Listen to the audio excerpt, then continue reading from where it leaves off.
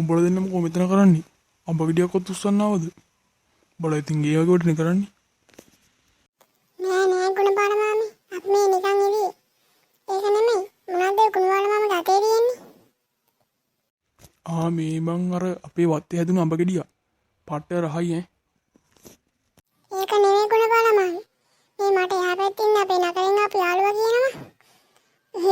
කොළඹ පැත්තේ හොඳම අඹ තියෙන්නේ. මං කිව්වා ගුණපාල මාමලා ගෙදර තමයි හොඳම අඹ තියෙන්නේ කියලා. මෝ පිළිගන්නේ නෑනේ. මං කොහෙද බං එහෙම එකක් කිව්වේ? මොකක්ද කෝ කියන්නේ? මේ බලපන්.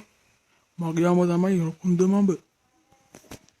කොහෙන්ද ගුණපාල පොඩ්ඩක් ඔය අඹ ගෙඩිය මට පෙන්නන්න.